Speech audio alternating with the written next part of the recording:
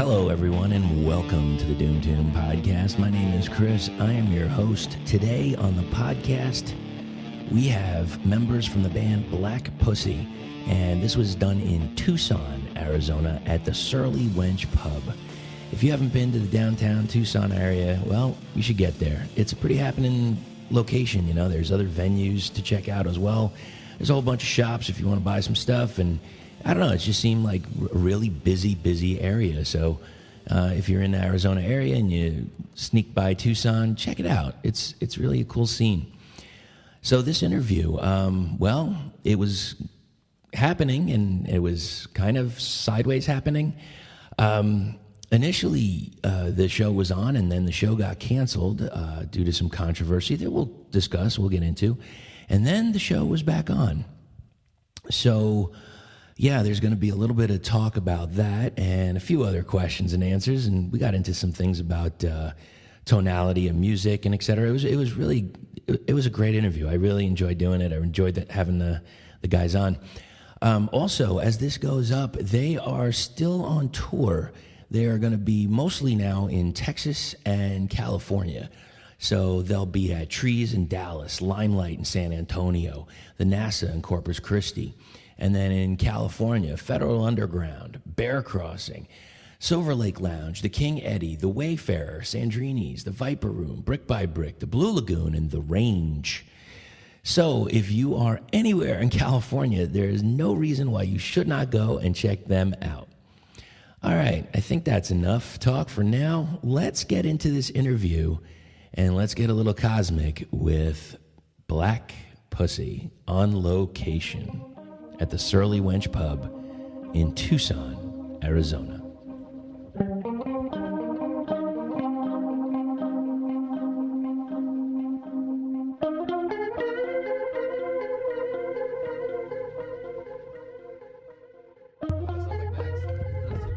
Okay, we are at the Surly Wench in Tucson, Arizona, with a couple of members from Black Pussy. Gentlemen, could you please introduce yourselves? Dustin Hill, singer, guitar player, I guess. Songwriter. Crazy Man. Crazy Man. Ryan McIntyre, guitar. And Keith, keys. I fix stuff. Yeah, Keith fixes shit and cooks. Now, I know we have a lot to talk about, and there's a lot of things going on with the band right now. I want to get to that a little later. I want to talk about the tour first. Okay. What do you have going on? How many dates do you have on this tour? 31 dates from today. And where are you headed? All the way to Miami. So from Tucson to Miami. Are you playing Churchill's in Miami? Of course. Oh, That's right on. That's the rock and roll place. You know, bathrooms are so scary you'd rather poop outside. I appreciate you telling me that. I'll get to it later, but one of the things that I have every band do is present me with a question that I can ask the next band I interview. Okay. And a couple of your friends in Red Wizard, their question was, where was the worst place that you had to take a shit?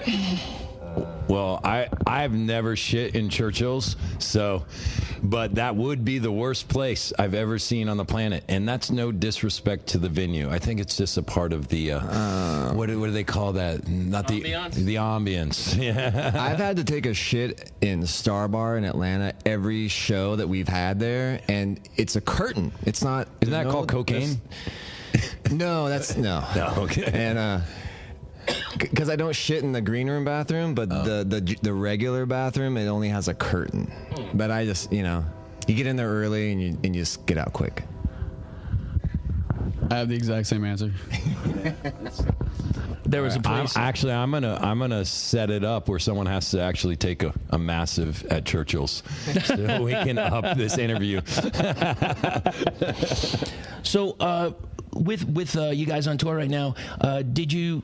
Because I saw you about a month ago, and you played a Dynamite set. It was at the Rogue Bar in Scottsdale. Oh, cool! You were there. I was there. Did we talk? We did. God damn it! I am. Everybody was sorry. Everybody was so all over the place. Yeah. But that's totally cool. All right. So, are you changing up the set list now? And how does that work with your set list? Do you have something set and then you have a few where you're like, we'll throw this out, or you go off the vibe of the crowd, or? Well, we've definitely changed the set list since last year. So usually set list starts forming at the beginning of the year, and we had 10 days off because we're always on the road. So this is just not the tour, it's just another leg of tour because we're on the road all year long. Yeah. So we had 10 days off. So in 10 days, I had this plan. We added, I was going to add 3 songs, but we ended up working on a new song. Right. So now there's another brand new song in the set, plus a song off Power, Full Tilt Boogie. Oh, you're going to play that? We're going to play that. Oh, and fantastic. we got a new video coming out soon once we figure it out. So hopefully. Is that Parables? No, that's Power. Full Tilt Boogie. We got a video coming out for Full Tilt. Oh, cool. Yeah, soon. But we're going to play that tonight. Did you say Parables? Yeah. So that's White Orange. That's my other band. Or parasols. Parasols, I'm sorry. Parasols, okay. It's funny they're close. They're very close. But yeah, we'll play Parasols. But yes, Parasols was a new video, but Full Tilt Boogie is not released yet. So soon. And I'm really stoked on this video. Oh, I'm excited to hear that live. So we added Full Tilt and a brand new song. You'll hear, we're going to open with a brand new song. And we're doing a lot of new songs. So you saw some of the new songs at the Rogue. Yes. So that's kind of how I roll as a writer, and I think that's how we roll as a band. I get new songs, we work them, and then we work them on the road for a year or so. Flesh them out. To get ready for the studio. Fantastic. So you'll hear a lot of that tonight. Where's the majority of the set coming from tonight? Is it coming from Power, or are you going to add some? I would say it's majority is new songs and Power. I think that's it. Now, have you ever played the full song of Galaxies live? Many times. We play it, actually. I think we were just in Vegas. That was our last show before break, and we played Galaxies there.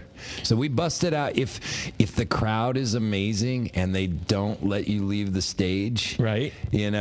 That's when Galaxies comes out, and and that's actually been.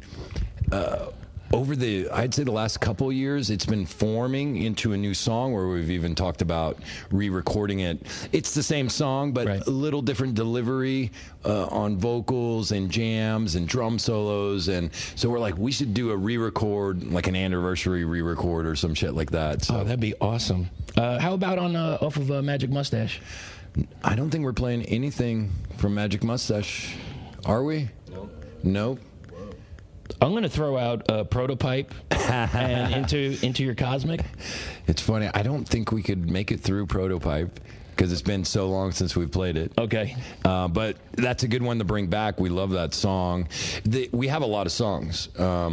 So it's just like right now we don't play 2.5-hour sets. Right. So we're choosy, and like I said, always trying to work the new material in front of people. Sure. So maybe it bums some people out. They're like, I don't know these fucking songs, but we're having a good time, but the groove is there. The groove is there. It's fun, and we really like showing people what we're getting ready to unleash for the next album. And I wish you're the keyboardist. Oh, there he is. He's here. You wish I would. You wish I'd stop playing? Sweet. So we just made up for me not remembering him at the Rogue. Oh, yeah. Please tell me about what your setup is, because your sound is so it's so a conscious part of this mix. Yeah.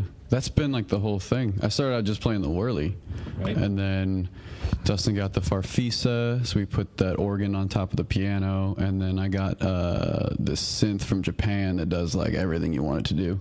Then we got the clavinet. Yeah, then we got the clavinet, so that's all over Magic Mustache. And then we went to Europe, and I couldn't take all that shit.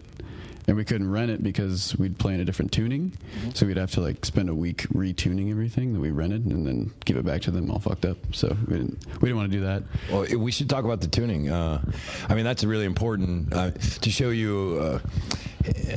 I guess it's not to gloat or anything like that. So not to show you. I hate that. But we really care about music, and we play in 432 hertz, and with keyboards, our keys, organs, pianos. It's really complicated to retune them.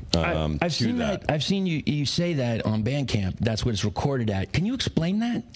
I guess the best way to explain it, and someone can correct me if I'm 100% wrong, but I'll go off the spiritual thing. It's Pythagoras, the mathematician. So he's the one that came up with the Western tuning and this formula for frequencies. So A equals 432 hertz.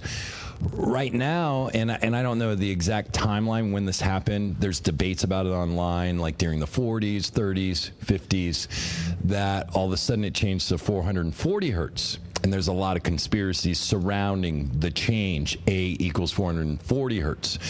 It's actually, if we go off Pythagoras, it's mathematically incorrect. So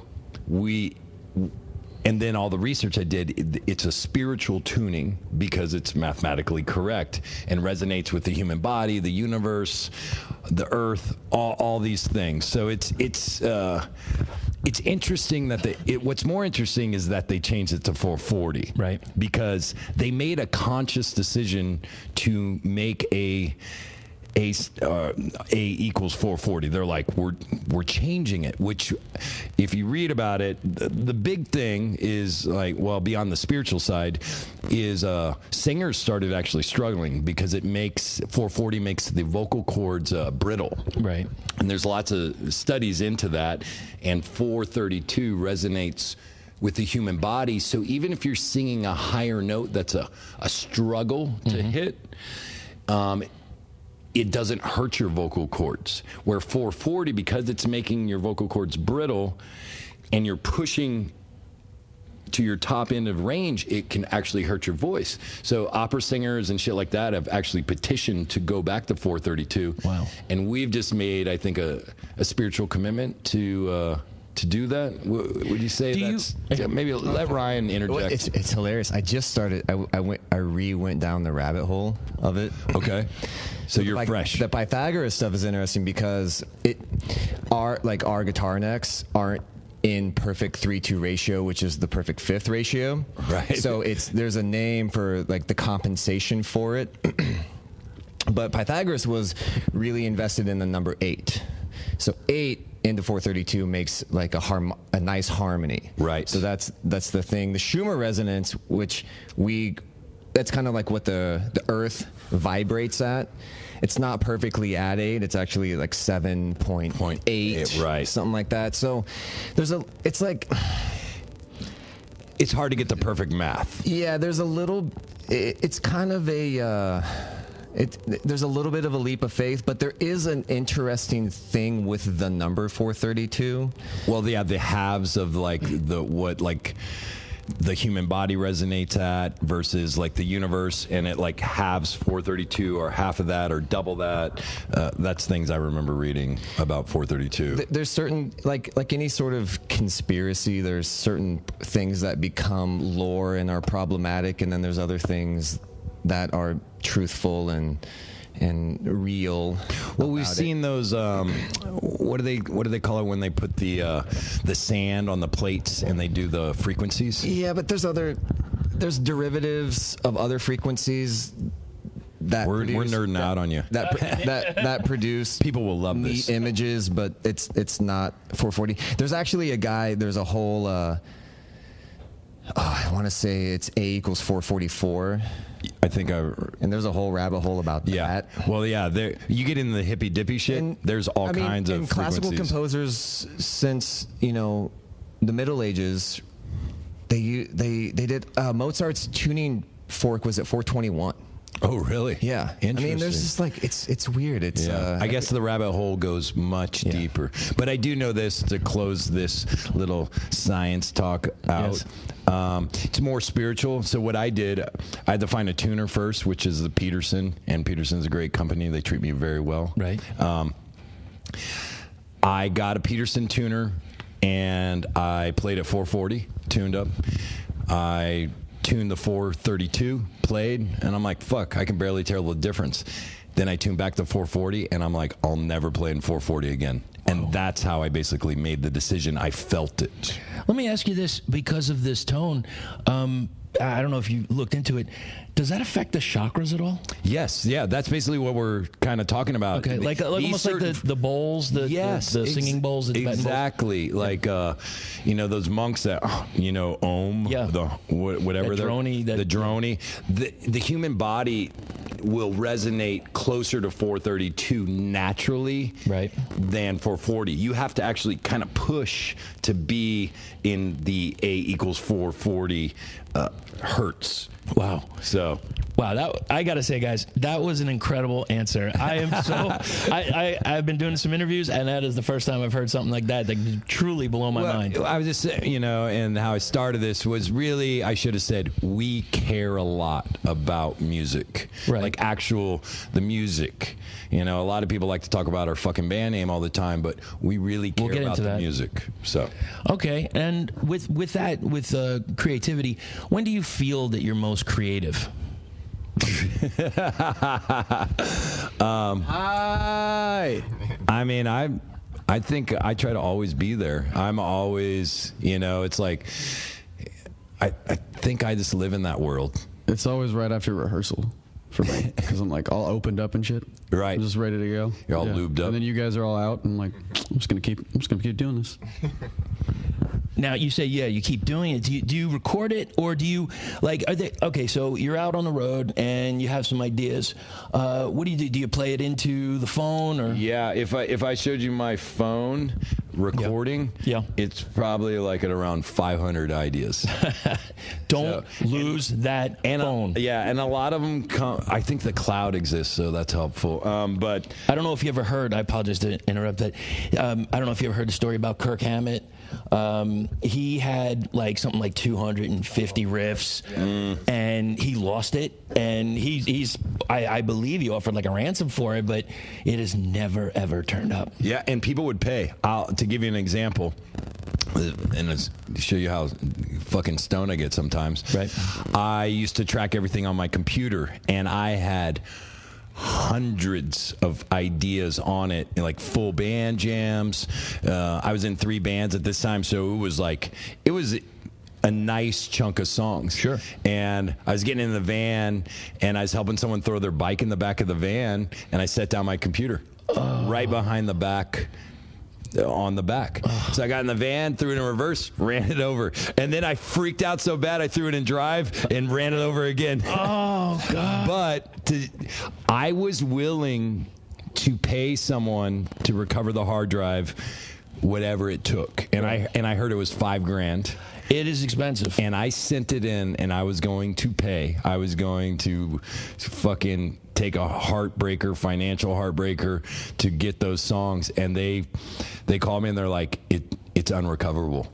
And I was so sad. Now you're running through your mind trying to figure out what impossible. Sometimes, when you're just in jam sessions, shit is just happening, and you just don't know. So my phone in the cloud has been the best, and when I think something's really amazing, I always email it, and sometimes I'll email it 10 times, right? Because I'll be on the road, and I go through all the songs all the time, and I'm like, ooh, I should work on that idea or this idea, and the years go by, and the songs, it just keeps getting more and more and more. So yeah, but I would say, I'm always in a creative mind space, but I'm patient. I'm a patient writer. Right. I let things simmer.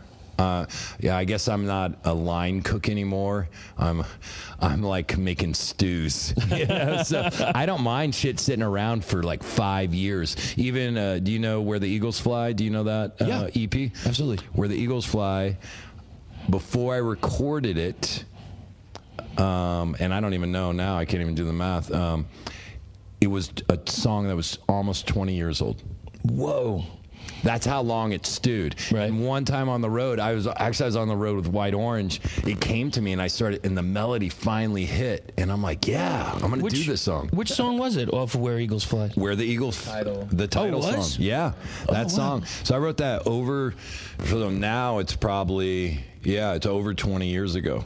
Wow. And so, because that was when I was really in the Caius and Sabbath early on, when I couldn't put a band together to save my life because everyone thought I was a whack job, trying to play music like that. Well, now it's like the hippest shit on the planet, it seems like. But it finally found its place, and I never forget these ideas. I always save them, and it came to me, and I record it. So I don't mind the long simmer or the aged wine or however you want to do it. Right. The what are they called? The pickled eggs. 2,000-year-old eggs. Takes a little time. So with that said, so that's the first song off that album.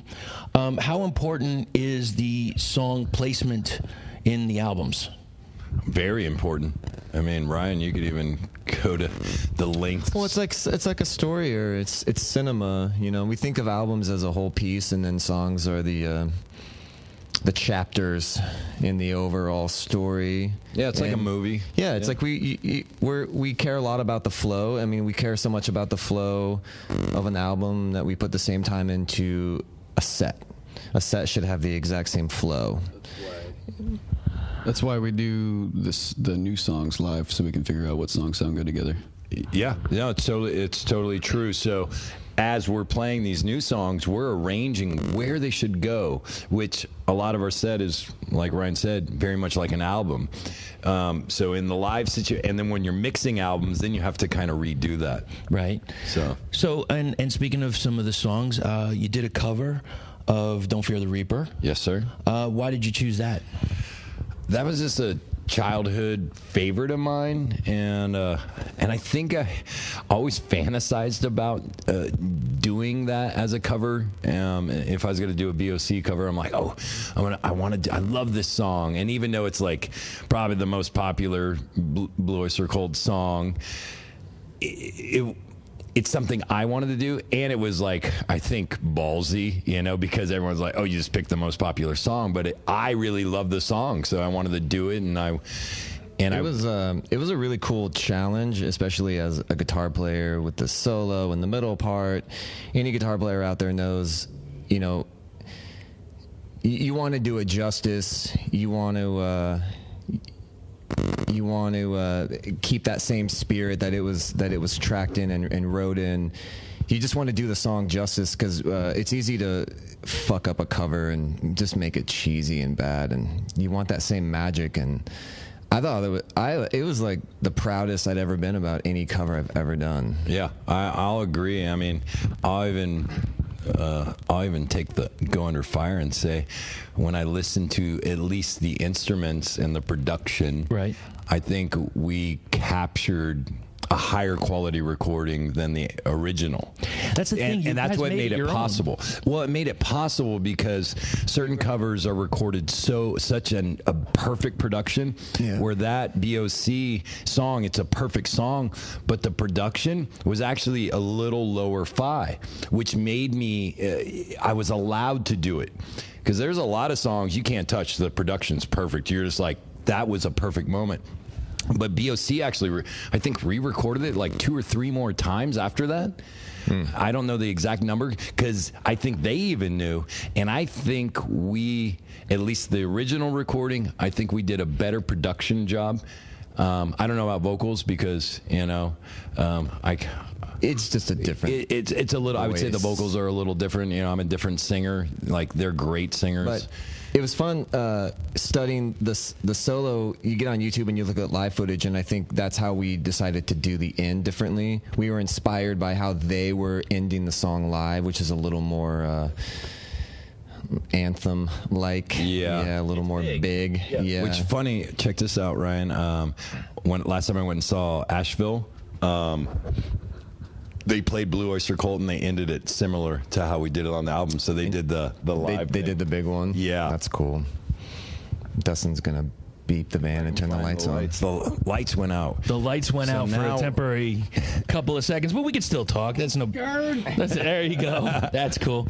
So, and with talking about songs in general, and then something other than your own, when was the last time you heard a song that affected you so emotionally that it could have brought you to tears? God, I know I have one. Yeah, Keith can. We've been watching Mike Judge, Tales from the Tour Bus, Blaze Foley, his whole story, and whatever that live record he did. It's like the second song. It's so fucking good. Yeah. You know, that's so killer. It's so interesting you brought that up. One of the first interviews I did with this band, Amplified Heat, we talked about that, the Tales from the Tour Bus. I mean, the crazy lives that each one of these people did, and they were all country. Well, that's musicians. I mean, you can interview carnies and get the same stories. Our truck drivers. I mean, we're travelers, and maybe musicians are just. You know, we're just a little more crazy. There are a lot more drugs involved and women and shit like that.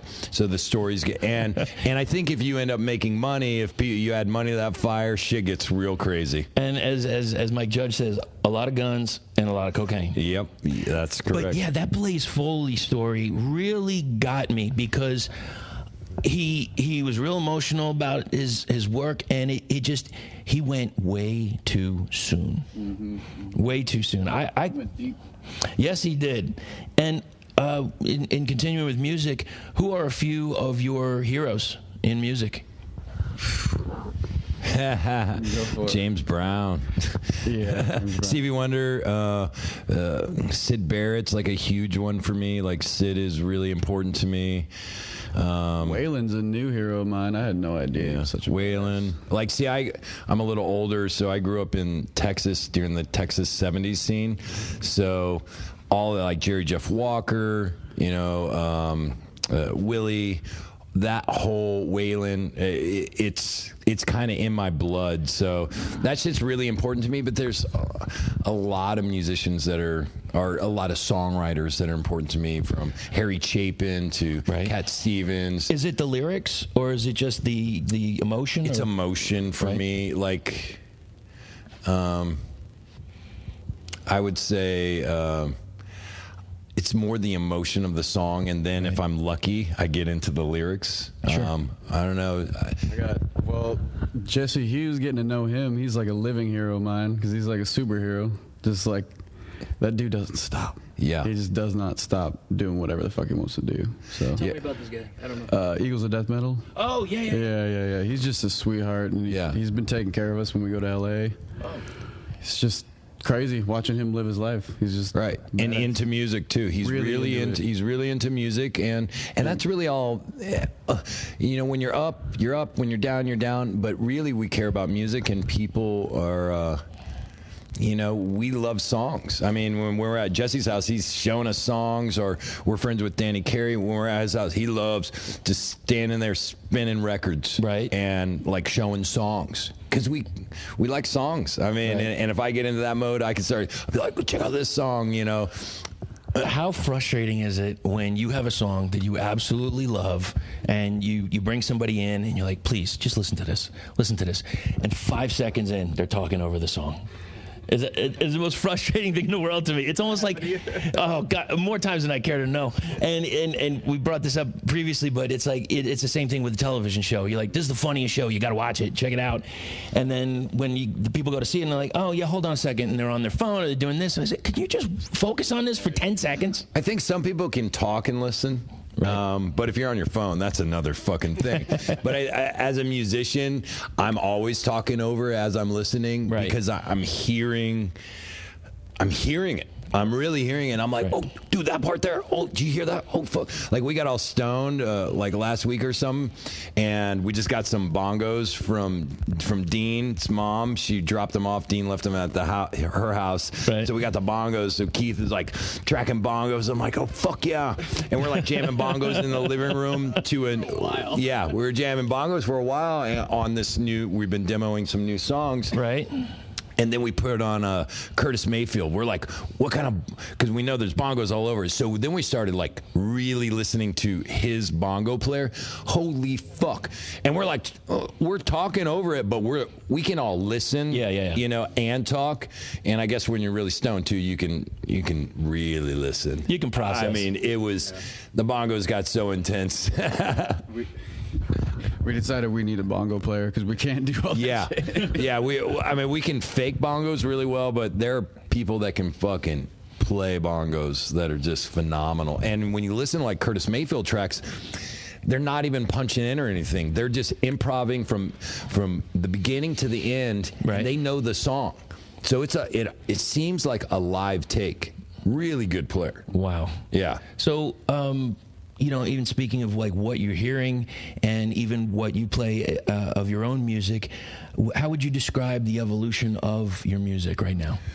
And where are you going with your next release? I mean, shit. It's hard to describe evolution. It just happens. We're always coming up with ideas. I'm probably driving the boat a little and pushing ideas. Being the main songwriter and just thinking about gear. I'm a little obsessive, so even like our gear has changed. Could you explain your gear? That's a topic that comes up a lot on the podcast. What gear are you using, and why are you using it? Like for what tone? Okay, so that's a great question, and I think it's Keith can even get involved in this. Like right now, like Keith is playing through a Roland JC 120, and I'm playing through a 77 50-watt Marshall combo, and Ryan's playing through a AC30, and Aaron is playing through a SVT, 70s SVT, and 810. Very traditional 70s gear, and a lot smaller and quieter. We just changed the drums too. And we just changed the drums, so we're back to wood drums. You know what? Maybe I'm hearing it, and please elaborate on it. The last album, Power, had such a different drum sound. Yes, sir. A lot crisper. Or am I? No, you're correct. I put a lot. So I always take producer credit on each album. Right. And for Power, I'm like, okay, it's time to up my producer game. If I'm gonna take this time and be a producer and like keep trying to call myself a producer, I need to up my game. So I did a lot of studying, and not that I haven't studied for the last 30 years of my life, but for this album I studied in particular what I was trying to achieve, certain sounds, drum, like every instrument, and how things were mixed. So with the drums on Power, each song is a different, I won't say a full drum kit, but I was changing out rack toms and floor toms for each song. Cymbals, ride cymbals. I would do I guess a demo record of the drums with scratch track guitars, and listen to the drums, and I'd be like, okay, we got to change the hi-hats, and we got to change that crash. And then I'd do that, and then I would do a quick scratch track again, and I'd be like, oh, that tom's not cutting in this part, and tune it up or change it out. Like I was using Vista lights on rack toms. I was using 13 inches, 14 inches, 15 inches. Yeah, it all has to be in key with the song. And then it sucks when you get to the end of the song and the drum, everything's done, and then you're like, why does it sound weird? Right, and that's right. And then most people try to fix that in post-production where they're trying to EQ. Yeah. I was trying to handle all pre-production with the drums on Power. So you have it ready to go instead of fixing it in the digital or whatever. Right. No. Doesn't that affect the sound when you put it through a board as opposed to like a live? Explain what you mean. Like, okay, so you have everything set up exactly the way you want the sound in the studio. Yeah, instead of just hitting the drums on whatever you got and then try to fix it. Yeah, I mean, live and the studio, they're totally different animals. I mean, so in the studio, you can do all kinds of things. You can, there's a story of Mark Lanigan singing through a paper cup, trying to get this color out of his voice in the studio. You can do that shit in the studio. Live, you got your gear, your pedals. You can't, unless you're on. Once you get to the Rolling Stones level or Tom Petty's level or whatever, you can have as many amps on stage and you can switch between all those amps. Right now, we're on pretty small stages, so we choose the average best for live. Do you do anything specific for your vocals on the album? Like, I don't know if you're familiar with the band Lamb of God. Randy Blythe. I saw an interview with him, and when they were doing his vocal track, before he did the track, he had to run around the block, run up the stairs, come in, and do the vocal. So it was almost like this breathy, out of breath. Right. But it was power. It was raw energy. It was high, and it was just all raw power. Certain songs, I get into certain things. Like we can go all the way back to, like, I have a fond memory of on Blonde when I was recording Indiana. I remember we turned off all the lights and got all these candles, and I really wasn't so concerned with my voice. It was more the emotion, and I think I captured that, and I'll do shit like that, and a lot of times I have to yell before certain parts, or but I don't have to get naked or run around the block or anything like that. To hit those high notes, I have to hold on to my belt buckle real hard for whatever reason. I just I just gotta hold on to something. The higher the note, it's funny. I guess when I'm tracking vocals, every night I'll get home and my pecs and my arms are sore because I'm gripping so hard sometimes to be perfect, and I'm just flexed out. And where live I'm a little more relaxed, or I'm gripping my guitar, so my guitar dictates how hard I can grip. But if I'm just frontmanning that shit, I actually work out just by holding tight. You used to break mics. Yeah, I used to. That's true. And speaking of working out, so on the road, you guys are in the tour bus and or tour van, whatever you want to call it. And what do you do? Like, how do you stay healthy? Because how many times have you gone on tour in the middle of the tour you get sick? Yeah, man, it's hard. It's there was a tour I was jogging. After every show. With those bright pink shoes. Yeah. And I wish I was still doing that, but it also makes my voice tired. So really, tour, we try to eat as healthy as possible. Keith is an amazing chef, and we try to cook a lot. So we try to be really smart what we ingest, unless we're in Waffle House country, and then we kind of lose our minds for a minute. Yeah. Me and Aaron get kind of bored, so we push each other. So we try to do at least 100 push-ups a day, but we'll do like races and stuff at truck stops, and we just lift a lot of gear too. It's like I get real skinny when we're on the road when we're not on the road, because we're not fucking loading gear every day. Right. I think for me, like singing every night, and there's certain nights we do. 90 minutes is a long set for us now, and singing is a workout. I'll after a show, I'm just I'm spent, and I can pass out right after. Do you ever get nervous about your voice? Do you? Oh, fuck yeah. So afterwards, do you scarf up? Do you? Well, actually, you want to talk about being nervous. Doing this podcast makes me nervous right before tour because I'm talking a lot. So really, but I do it, and I try to speak in a very certain way, so I'm not blowing it out, not hurting my voice, because the more you talk, it's going to get tired. And I'm so honored to have you guys just to talk to me, because I think this is an important tour in the climate that we're in. I still want to get to that. I promise we will, but I want to just divert a little bit, and then we'll get back. So I'm assuming you guys are watching TV and watching movies, etc., and you got some time on the road. Is there any television show or movie franchise or movie genre that you would like to be on a soundtrack for? All of them. Anything that pays money. I sound like old Allison James. No, that's I guess I have shit I wouldn't do, but really, if it's I'm watching Billions right now, and I'm I fucking love that show. So anything on HBO, whoever the music supervisor is for Eastbound and Down. Yeah, I think we want to be. Yeah, exactly. Yeah. Well, we would fit there. I guess we have things we know we'd be really cool for. Right. We're like, damn, why didn't we get that show? What the hell's going on? But beggars can't be choosers. Too true. Too true. And if by chance that your entire life was a movie, what would be the title? Black Pussy. Yeah, totally. It would be Black Pussy And this is kind of like, this is my idea of where I came up with the fucking band name. Now, I guess we'll get into it right now. Yeah, well, we don't have to, but I'm telling two stories at once. It's like, it would be called Black Pussy, directed by Quentin Tarantino. Right. And it would be about 5 white dudes in a rock and roll band. Right. And Samuel L. Jackson would be the goddamn manager losing his mind, saying motherfucker all the time. You're going to book these motherfuckers. So, in speaking of that, I guess we'll just get to it.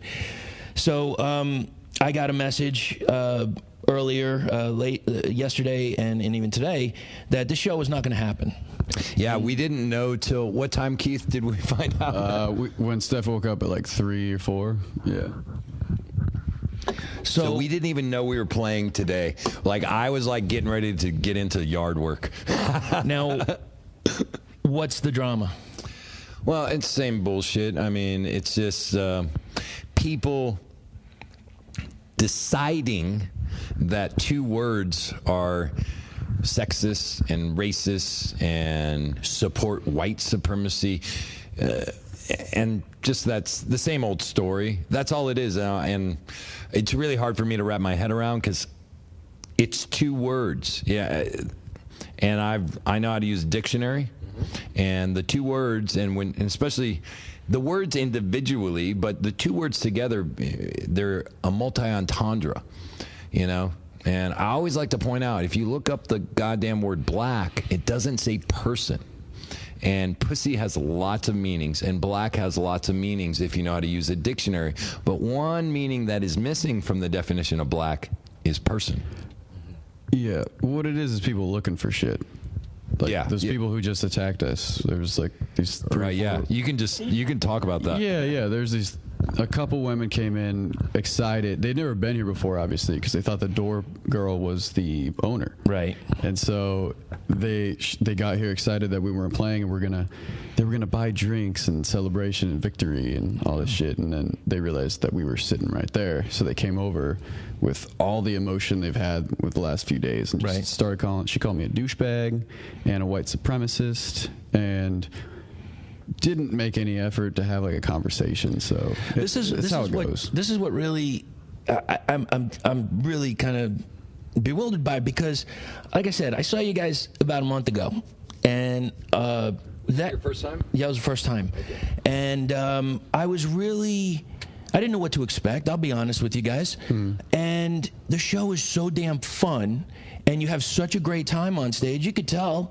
But the more important thing is, I go to a lot of stoner shows, a lot of doom shows, and I don't see a whole lot of females. Right. Now, when I was at the Rogue, there was a ton of females there. I didn't hear anybody complaining. There wasn't anybody protesting. So what? You can even interject on that. Elaborate a little. So I've been in rock bands since professionally since 1990.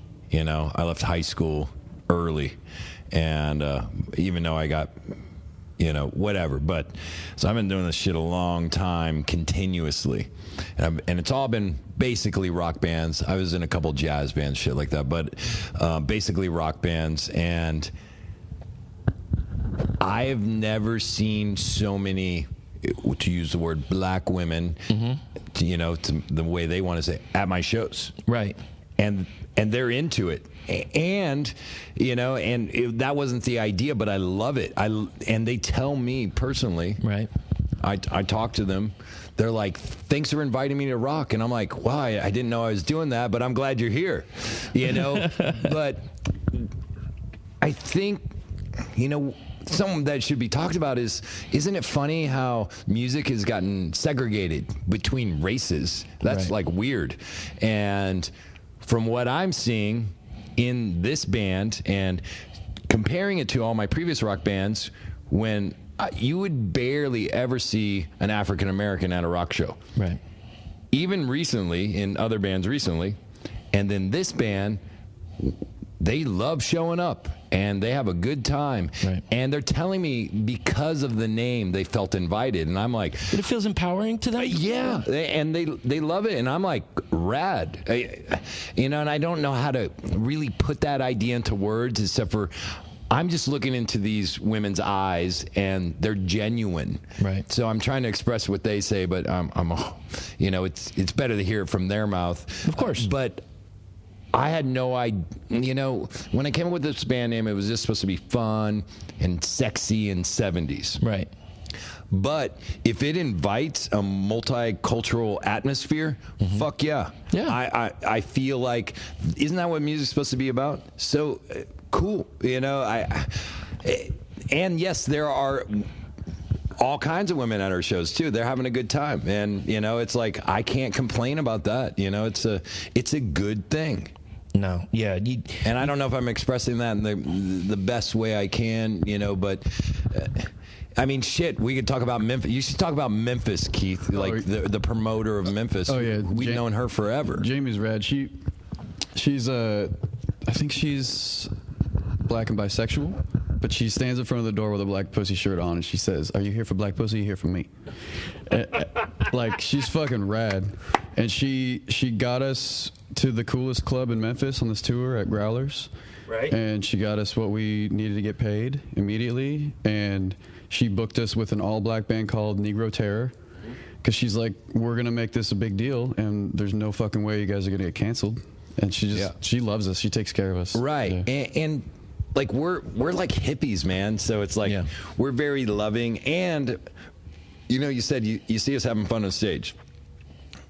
I want to have fun. Right. I'm too old to not have fun anymore. I want what I'm doing as my job to be as fun as possible, so the songs start changing. Sure. And speaking about where things are going, and I think things are moving into a more fun realm of like boogie psychedelic stoner. Well, I saw it again. I'm going back to the Rogue, but I saw it, and you did your show, and I could imagine that after the show you're a little tired and a little this, and right away, it seems like everybody and their brother and sister wanted to get pictures, and you're like, yeah, sure, rad, man, yeah, we'll just chill and we'll take, and there was no pretense, there was no garbage, there was no bullshit, and it's just a good hang and just a good time, and I mean, the clothes don't hurt either. So where are you finding the clothes? At thrift stores, man. I mean, we try to be authentic. I mean, right? Like, I'm a child of the 70s, so that was a good time for me. So I think I'm just trying to relive that every day. I remember it as being fun. I remember the adults having fun. And I remember it being very mixed cultures. And everyone was on the level. There was no bullshit. Everyone was just partying. At least my family was partying. Right. And, and they were hippies. So I just pull from that time in my life, Sid and Marty Krofft, all the psychedelic cartoons, HR Puffin stuff, Dyna Woman, Electra Woman, Dyna Girl, and all of that shit. That's my shit right there. Right. And I grew up on Soul Train and like the Buddy Rich Band playing on Sundays, sure. The big band, and Kojak, Starsky and Hutch. Who loves you, baby? Yeah, so that's where the clothes come from, and the instruments as well. The instruments, the gear, the amps. I try to like pull. So even I was talking about what we're playing on stage tonight. It's all very standard 70s setup. It's the style of the 70s. I see that a lot with the bands that I'm interviewing, and what's the big difference between the instruments that are coming out now and the amps and such? What's the big? Is it a warmth? How can you describe the difference? I mean, that's hard to pigeonhole like that. I mean, because there's a lot of boutique builders, so there are a lot of great amp makers. Now, you might not see that, in Guitar Center or some shit like that. A lot of it's like the old tone. That's what they were using, so that's what you hear. And that's what you use, and it brings you back. It brings you back. Yeah. That's a good way to put it. The way an amp ages, right, is a big part of the tone. It's like a wine. It's very true. I mean, like acoustic guitars or even electrics or anything like that, it's like things actually change. And especially in amps, electronics, capacitors and all of that shit, it actually will change the tone. And the speakers, you know, especially speakers, as they age, they start sounding really amazing. So you can't just buy something new. I mean, because you got to break in the speakers, you know. And I know a lot of great amp builders, and some of them out of the box, it's great.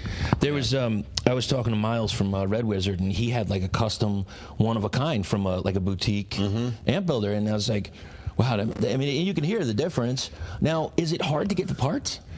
Well, it depends. Every builder's different. There's certain builders that will save old capacitors or buy huge lots of capacitors or tubes or whatever, diodes that are going out of business. So they'll buy lots of like 50,000 diodes because they're like, they're never going to make those again. So these scientist nerd fucking amp builders buy all this shit, pedal builders, so they save it, and then they become boutique because they're like, I'm building with these parts, which are in the old amps. Right. So you can buy a new amp from a new boutique guy who does his little twist on it, or you can just buy an old amp. Like I said, I'm playing a 77 JMP Marshall 50 watt, and it's so nicely broken in, and it actually has original GE tubes in it.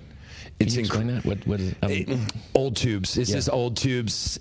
And I took it to my tech, and my tech's like, dude, the tubes are firing good. Just leave them in. And I'm like, I'm going to. So, and because I get to play at a lower volume, I can make the tubes last longer. But those GE tubes, most people would pull them out and only use them for the studio. Right. I don't give a fuck. I want to use them live. I want to feel that shit behind me every night. Because they'll go for good money. Like, I don't know the tube market, but people collect tubes just for the studio. Right. So it's a part of all that shit. It gets intense. I mean, the nerd is beyond me. You know, like sometimes I'm getting that vibe there. I mean, shit. If you're struggling understanding me, it's how I feel when I'm talking to my tech. My tech's talking to me, and I hear womp womp womp womp womp. I'm like, I don't know what's happening. They're pulling up schematics and shit like that. I'm like, you're not alone, man. Every band I talk to, the tech part, it's where everybody's eyes light up. Yeah, it truly is. We love this shit, man. Like, you know, I like to say, you know, we're making art like scientists, right? Or we're scientists making art. You know, heavy. That's that. He's getting cosmic now. Into the cosmic. Where's the weed? So, are there any like, okay, so you're on the road and you're talking to some fans and such, and maybe some other people that you're being interviewed by. Does anybody compare you to another artist, and are there artists that you appreciate, or some that you're like, I just don't get that? I mean, it's funny, we get Hawkwind a lot. Yeah.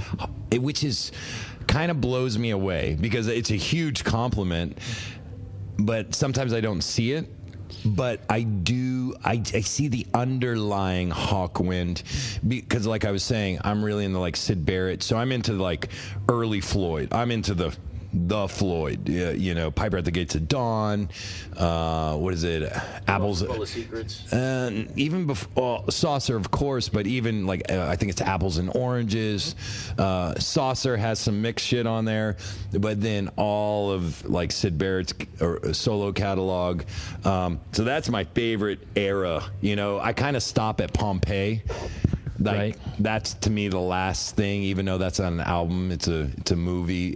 What about like 13th Floor Elevators? 13th Floor Elevator, you know, the human expression. And did you see that documentary on him? I haven't. No way.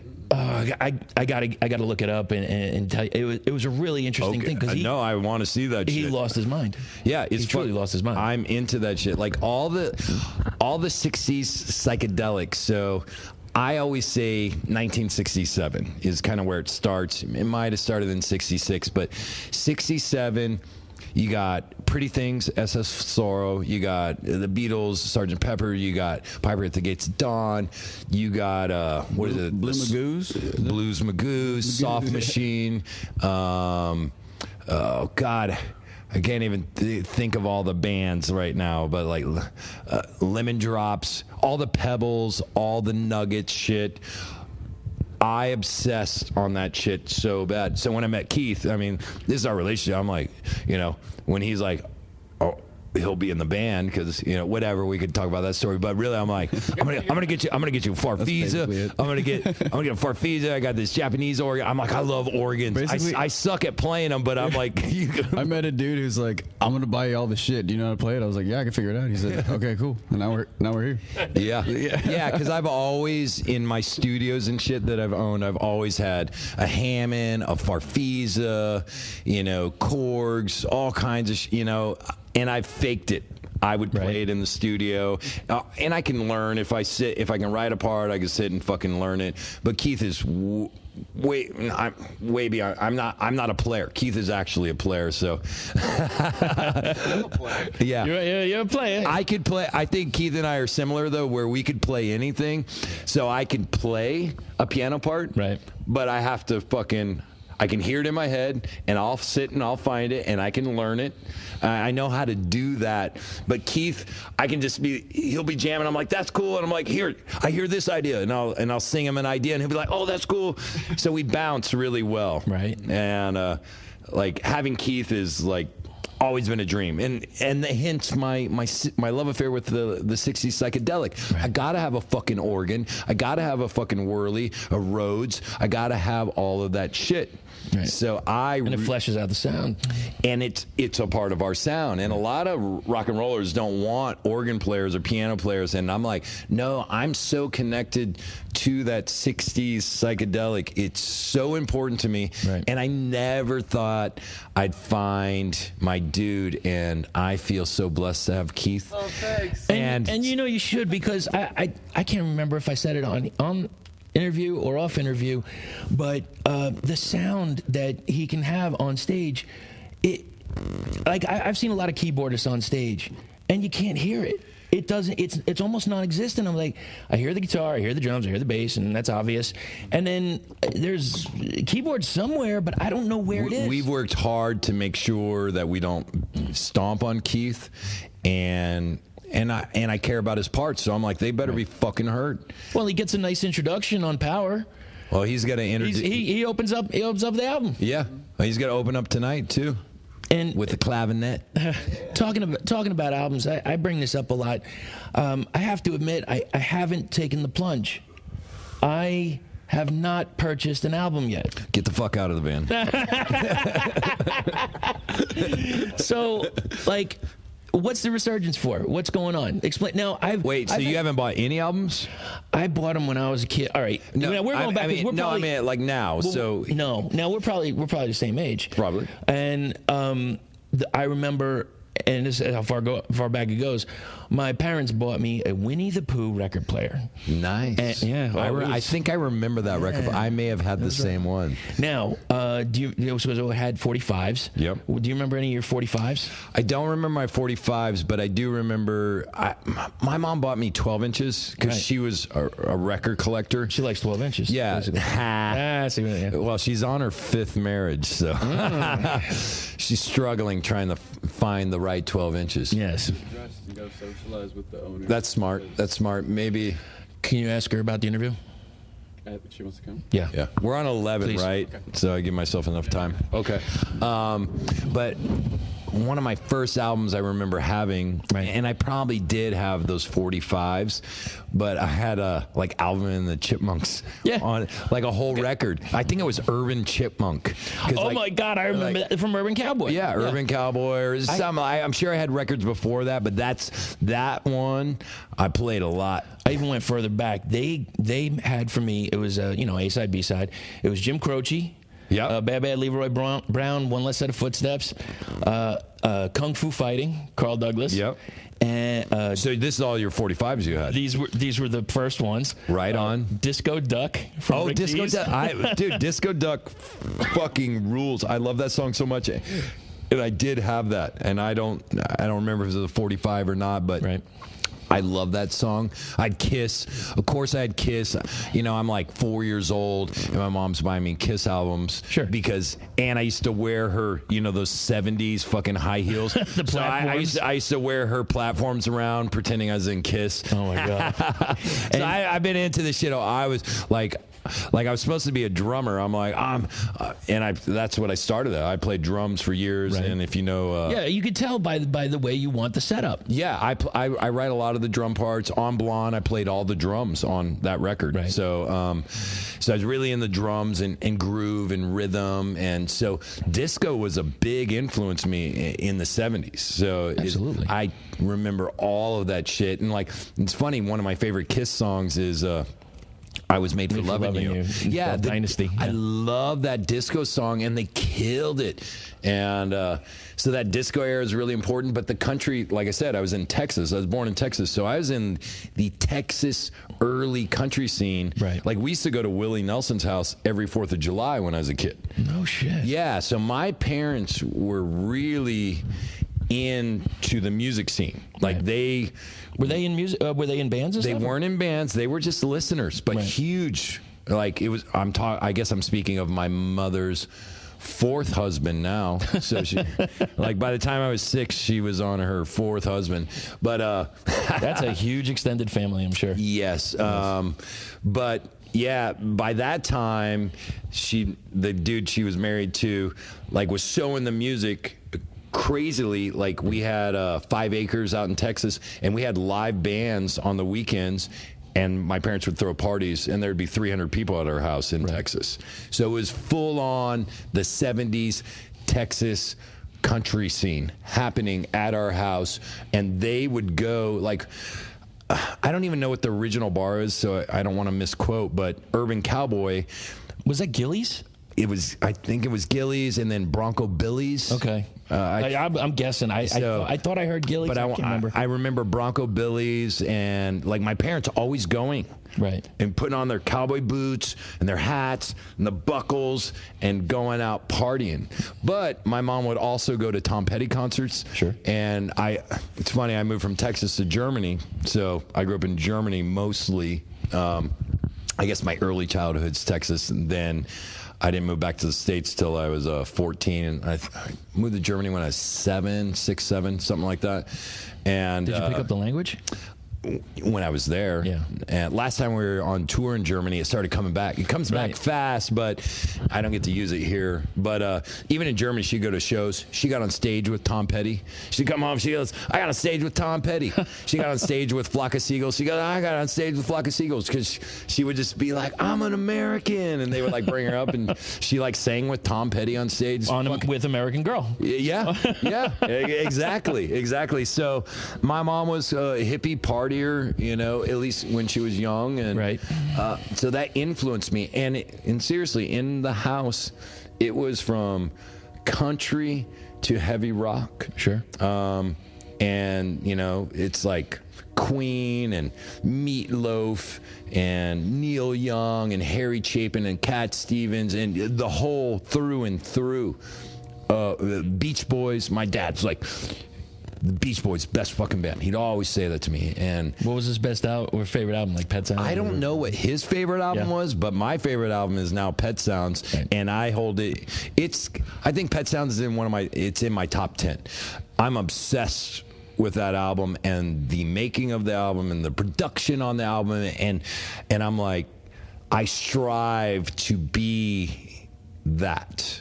Brian Wilson. I strive to maybe not go off the deep Yeah, you're not end. going to put sand in the studio. Yeah, and, you know, but when you listen to that fucking album, Right. it's fucking and the songs are really good. They're dark. Right. They're like A lot more than you expect it to be. way more. And And I think a lot of people don't get it. I got to tell you, you know, in starting this podcast, if you would have told me that on more than one occasion on a podcast, I would be discussing the Beach Boys, you're out of your fucking mind. I fucking love it. I love that record, and I listen to a lot of Beach Boys. Right. But that one's my record for sure. And But my dad, he's like, this is one of the best bands. Cool. And I listened to him, and I'm like, God, he was right the whole time. He's got a decent ear for being deaf. He was a helicopter pilot, so he's pretty deaf. Wow. But he would walk around the house, you know, this is the 80s, right? Headphones on and like this 50-foot extension cord, just walking around. Just listening. Oh, like that's how much he loved music. So that's where you get your influence. Yeah. I mean, I have to, you know, I won't say like I grew up in what do they call it? The Leave It to Beaver family. Yeah. It was a rough childhood, up and down. You know, my dad was fucking military, so I'd say yes sir, yes ma'am. You know, but the music I got from the asshole, right, and my mother, amazing. Like it really formed me, and having live bands, being able, you know, you got to think at 4 years old. I'm watching a live drummer, and I'm like, that's what I'm going to do. Right. And the next day, I'm setting up boxes and making guitars out of wood and cardboard. Oh, that reminds me of that the movie with documentary with Jack White and Jimmy Page. Oh, I never watched The it. Edge. I never watched it because I heard The Edge fucking failed. What do you mean failed? I think I watched little clips. Right. The Edge is like awkward, very awkward, and like struggled playing. These are just stories. I haven't watched the documentary. Right. So I never watched it except for these little clips, and I'm like, oh, this feels awkward. If you get the chance, you know, of course, watch it for Page, but watch it for Jack White, because he's amazing. The first 5 minutes is exactly what you just said. He makes a guitar in front of you out of nothing and plays. And there's sound, and it's good sound. Rad. And you just for that, if you watch the first 5 minutes of it, you'll dig it. All right, I'll check it out. I don't know. Did we answer the question? I don't know. Album question. I fucking don't know about you. You not buying albums? Bringing albums back. See, we got a memory here. We're not too stoned. So yeah, I mean, so you're not buying albums now, right? But what is the resurgence in albums? I mean, I would say this, you know, I think people want art. Right. And not all people, you know, vinyl makes up a small percentage, but it's gaining every year. Mm-hmm. But when you buy an album, and a lot of people are doing, like us especially, but everyone's doing it. You do short runs, you do boutique runs, you do shit like that. Splatter colors and different all the different color vinyls, and we do true limited runs. All our albums are limited runs, and when we do represses and we're on represses, we change the color of the album. We do different colors. We limit our colors, which make them collector's pieces. Right. So what I've seen, and what seems to be the case, when you buy our album, you actually walk out and you made money. Right. Oh, yeah, because the value's going to go up. Yeah. No, immediately. And I think people are into that idea. Right. And they realize this shit's going to be rare in the future. And it's something they can hold in their hand. It's a big piece of art. Right. It's not a CD or an MP3 or whatever. It's art. And it sounds better. Like Neil Young said, he goes, you know, your mind can't tell the difference between digital, but your soul can. Mm-hmm. And your soul can feel that vinyl and that needle resonating. Right. It's human. There's imperfections in the pressing, always. It goes back to originally what we started talking 432, about. baby. 432. Right on. So, okay, listen, I know you got to chill and get ready for your show. One thing before we leave is I have to ask you, what is a question that you want the next band I interview asked? Oh my God. Why aren't you playing in 432? No, seriously, I really think every band should make this shift. Right. And like Bob Marley was a big proponent of 432. If you listen to like Nirvana, like Kurt Cobain, he tuned by ear. If you try to match his tuning, it's basically 432. Jimi Hendrix, 432. All the great records. I think even Steely Dan, I was listening to it. I'm like, this is in 432, and because I was playing my guitar with it. They were in 432.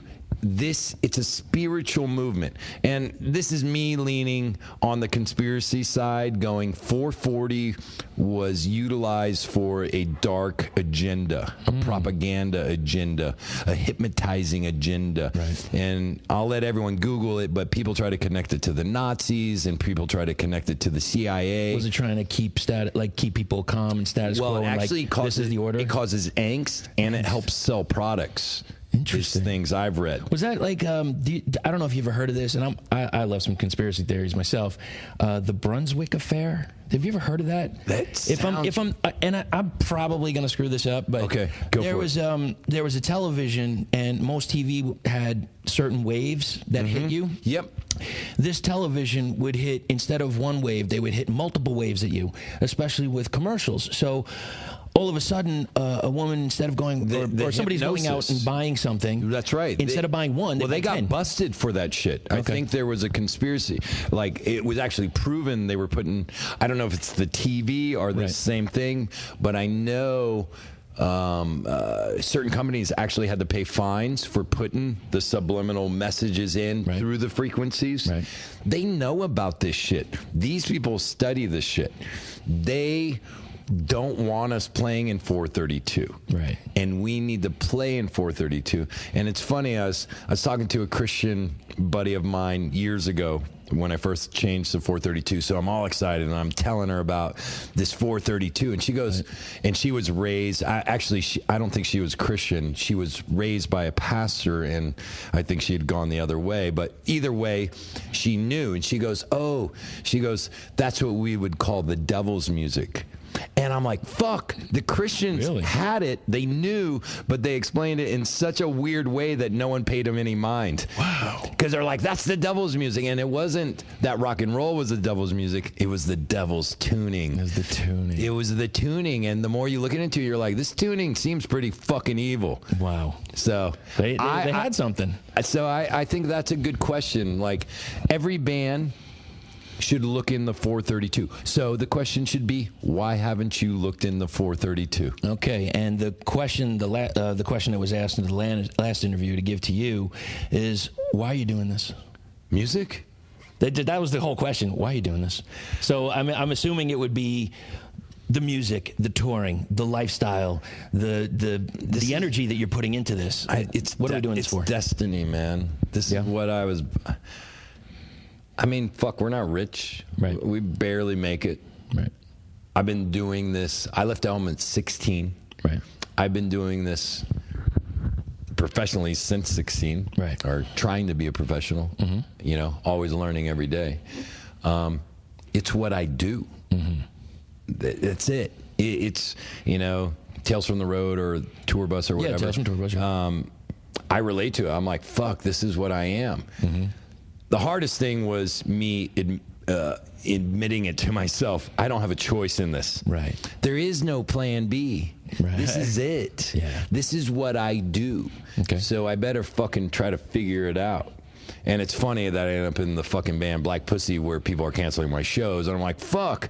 Of course, I created this idea that is making it very difficult. Right. And I was hanging out with Danny Carey. He came to our show in Kansas City, which was such a super surprise. Cool. And I have a lot of respect for that dude, and he's been very loving towards us and phenomenal player.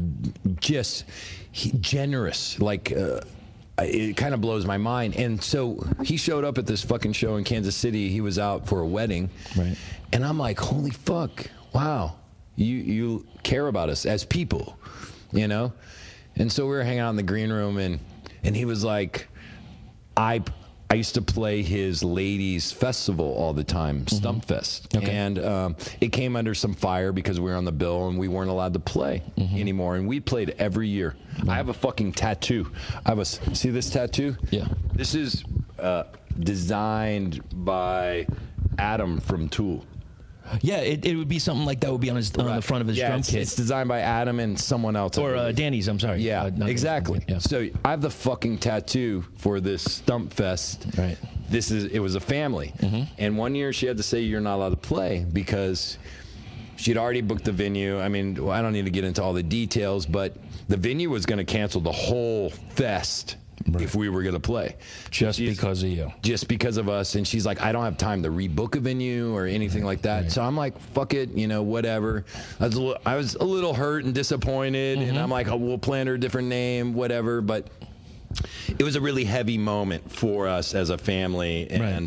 And Danny brought it up down in the green room, and he's like, we feel really bad, and Ryan feels really bad, and I'm like, dude, it's okay. Right. I'm like, it's okay, and he's like, it sucks you have to go through this. I go, and what I said to him, I go, it's my destiny to be going through this. Right. I'm built to go through this controversy because I'm built to be in a band. Yeah. I'm a songwriter. I'm obsessed. This is what I am. But also, it's like the God sprinkled this extra thing. Oh, you thought you make it or something like that? No, you're going to be in a controversial band. You're going to be in the most punk rock, not punk rock band of the 2000s. I'm like, we're punk as fuck because of what we're going through. And we're like a boogie band, we're boogie rock, full tilt boogie. Yeah, full tilt, and that's the thing. We're full tilt boogie in this idea, and I told Danny, I'm like, it's okay, it's destiny. Some people get rich, and some people have to go through what we're going through, and I'm having a good time, and it's okay, and I don't have a choice. It's what the gods want, and I at least feel like the gods are shining on me in some way. Look, you have a larger tour, and you're road dogs. You've been on the road a lot. We try to do 200 days a year. That's. I mean, and you're being booked, so this is it, and you're putting the effort in, and you're making it work at 4:32. Exactly. So, I mean, there's not much more to say. Yeah, and I'm going to do this. I'm going to do this till we can't book a show anymore. Awesome. I mean, I can't change the name because some 2-year-old wants me to change my band name because they're offended. Right. There's lots of things to get offended about in life. You can't change because someone's offended. Someone could be offended by my hair. Some people are offended that I act faggy. No one's offended by my hair. Yeah, you get what I mean. You can't please everyone all the time. It is what it is, and then. So this is what I'm doing, and I have people that are counting on me to not cave. Right. And it's a big deal to me. I'm like, there's whispers of rock and roll dying. Yeah. The death of rock. Fuck, Gene Simmons said it. Rock's dead. So fuck those whispers. Right. Black Pussy is here to be rock and roll. What does rock and roll mean? If you're going to call yourself rock and roll, it's rebellion. Mm-hmm. It's about being rebellious. So these fucking clubs that cancel us, get out of the rock and roll world. You are not rock and roll. And people need to start being called out on their bullshit. And I love to say this, before the controversy hit, when I dropped Magic Mustache, it was a rocket ship. It was doing really well. Right. I'm like, we're about to make some money finally and be able to fucking eat. Right. Then the controversy hit. Terrorizer magazine, they premiered our video for the sake of arguments. Right. They were all about us. Terrorizer. Guess what? As soon as the controversy hit, they pulled all their shit. And I'm like, you have a magazine called fucking Terrorizer, and you're scared of these people talking shit about us. I'm like, you're not rock and roll. Get the fuck out of the business. Get the fuck out of the business. It's a band name. You shouldn't be in the fucking business. What the fuck is going on? And they can have other bands in their world that are death metal bands, and they're talking about a lot more subject matter. Dude, satanic fucking dude, on Terrorizer, they'll have skulls full of blood and they're drinking blood, and that's fine. It's okay, but 2 words, Black Pussy, that's not okay. And I cannot understand. I'm sorry, I cannot see anyone's point of view. I don't see anything. And I think there's a lot of people that feel the way I do. Right. And I really feel if I changed the band name, it would be a letdown to rock and roll. And I do this because I love rock and roll. Right. Rock and roll. That's what we call it nowadays, which encompasses a lot of genres, everything. Yeah. Being a musician, you're in a special bubble. And I think that goes for all musicians, any kind of musicians, like jazz musicians, classical musicians. We're weirdos. Stay the fuck out of our business. You don't know what we're doing. We're artists, Right. you know? And if it's causing a conversation, I think I'm doing a good art piece as well. I mean, it's just destiny. And sometimes I could get down about it, but I'm like, no, this is my destiny, and it doesn't matter. I'm okay with it. I'm okay with... You know, if I'm a little poorer than other bands, fuck it. If my shows get canceled, fuck it. As long as I can make the mortgage and all that bullshit, I'm okay. You know, but yeah, I can't not do it. I cannot. This is what I am, but I will say it's not my identity. Right. Well, But I have to do it. Like there's just a drive, but I don't walk out and I'm like, oh, I'm a musician. I hardly ever talk about it because it's really not my identity. Right. I really feel like I'm doing the bidding of the universe. The universe says do this, and I go like, okay. It's like I'm a puppet, and the universe's hand is up my ass controlling me. I'm like, here we go. And that's what I say about like new records, new songs. The universe is telling me to do this shit. The universe I'm just like a fucking satellite and getting beams, and I'm an antenna just picking this shit up. And I'm like, okay, I'm not going to question you. Right. I'm just going to do it. Wow. And, dude, that's it. the best explanation. And I got to tell you, and then, I'll let you chill and cool out. And I drove here. I took a 2-hour drive to come here. I appreciate that. And this was more than worth it. I get chills. It just letting everybody give me their time, and I so appreciate your explanation. I wish you guys the best of luck in 2018. I hope you just have a killer tour. Well, thank you. And I cannot wait to see you tonight and then the next time you come through. Right on. So thank you very much. Much health, wealth, and happiness for 2018. Rock and roll, man. Cheers. All right, that was the interview. Hope you enjoyed it. Now, let's hear a little bit from Black Pussy. This is Take You There off of their last album, Power. Check it out.